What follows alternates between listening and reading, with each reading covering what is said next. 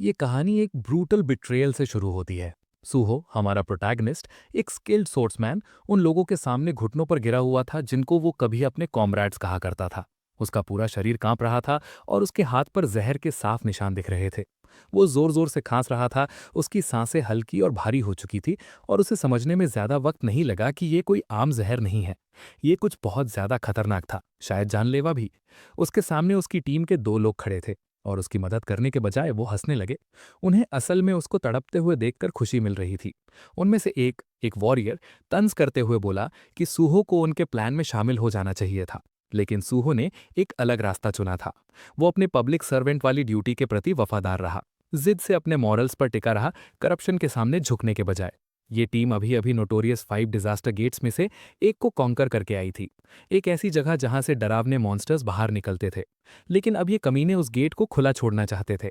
वो काम को पूरा खत्म नहीं करना चाहते थे। वो चाहते थे कि मॉन्स्टर्स पूरी तरह से खत्म ना हो, ताकि वो बार बार वापस आ सके। क्योंकि जब तक खतरा बना रहेगा, तब तक उनकी जॉब्स, उनका इन्फ्लुएंस और उनका स्टेटस भी बना रहेगा। अगर मॉन्स्टर्स खत्म हो गए तो स्पॉटलाइट भी खत्म हो जाएगी और उनकी पावर भी। सूहो को वो सारे पल याद आ गए जो उसने उनके साथ बिताए थे, जानलेवा बैटल्स में कंधे से कंधा मिलाकर लड़ते हुए, अपनी जान तक उन पर भरोसा करते हुए। और अब वो उसके सामने खड़े थे, बिना जरा सी भी पछतावे के उसको मरते हुए देख रहे थे। उन्होंने अपनी हरकतों को जस्टिफाई करते हुए कहा कि सूहो ही इकलौता था जिसने इस प्लान का विरोध किया था। बाकी सब लोग इस प्लान के साथ थे। फिर आर्चर आगे बढ़ा और आराम से अपना हाथ बढ़ाया सूहो को एक सेकंड चांस ऑफर करते हुए। उसने कहा कि अगर सूहो उनकी साइड ज्वाइन कर ले तो वो उसे जिंदा छोड़ देंगे। लेकिन सूहो कोई बेवकूफ नहीं था। वो उन लोगों पर कैसे भरोसा करता जिन्होंने अभी अभी उसे जहर दिया था और फिर खड़े होकर उसको तड़पते हुए देखते रहे थे। वैसे भी वो महसूस कर चुका था, उसका शरीर अपनी हदों से बहुत आगे धकेल दिया गया था। जहर बहुत ज्यादा फैल चुका था। अब यहां से वापस आना मुमकिन नहीं था। उसका बचना नामुमकिन था। लेकिन अगर वो जिंदा नहीं बच सकता था तो भी वो एक काम जरूर कर सकता था। इन गद्दारों में से कम एक को अपने साथ ले जा सकता था। ये सोचकर सूहो ने अपनी बची हुई सारी एनर्जी इकट्ठी करनी शुरू कर दी। उसके अंदर से एक पावरफुल ऑरा फूट पड़ा, तेज और दबाव से भरा हुआ। ग्रुप के कुछ लोग तुरंत डर से जम गए और दहशत में पीछे हटने लगे। लेकिन ग्रुप की एक औरत, जो बाकी सबसे ज्यादा डरी हुई थी, सबको शांत करने की कोशिश करने लगी। कहने लगी कि पैनिक नहीं करना चाहिए। आर्चर, जो साफ तौर पर अपना कंट्रोल खोने के किनारे पर था, समझ गया कि यह बहुत बुरा होने वाला है। और फिर सूहो ने मूव किया। एक ही तेज हरकत में वो आगे झपटा। उसकी तलवार ने वॉरियर के हाथ को चीर कर रख दिया और अगले ही पल उसने डार्क मेज औरत का सर एक ही बार में काट दिया। आर्चर मुश्किल से पीछे हटने में कामयाब हो गया, हीलर को अपने साथ घसीटते हुए। उनके चेहरों पर जो पहले घमंड भरी मुस्कान थी, वो पूरी तरह से गायब हो चुकी थी। एक पल में ही उसकी जगह सीधा खौफ ने ले ली थी। हीलर ने तुरंत जख्मी वॉरियर को बचाने की कोशिश शुरू कर दी, हीलिंग स्पेल्स कास्ट करते हुए। बेचैनी में उसने पूरी कोशिश की, लेकिन कुछ भी काम नहीं आया। उसकी हैरानी की कोई हद न रही जब उसे एहसास हुआ कि वो उसे बिल्कुल भी हील नहीं कर पा रही है। उसकी नज़र सूहो की तरफ मुड़ गई। उसने कुछ अजीब देखा, कुछ बहुत शक्तिशाली। सूहो अब सिर्फ एक मरने वाला आदमी नहीं रहा था। वो अब खुद विल की पावर से भर चुका था। और सिर्फ वो ही नहीं, उसकी तलवार भी बदल चुकी थी।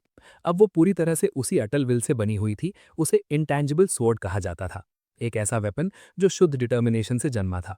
लेकिन इस पावर की एक कीमत भी थी। जो एनर्जी उसे अब तक खड़ा रखे हुए थी, आखिरकार खत्म हो गई। सूहो की ताकत साथ छोड़ गई और उसका शरीर गिर पड़ा।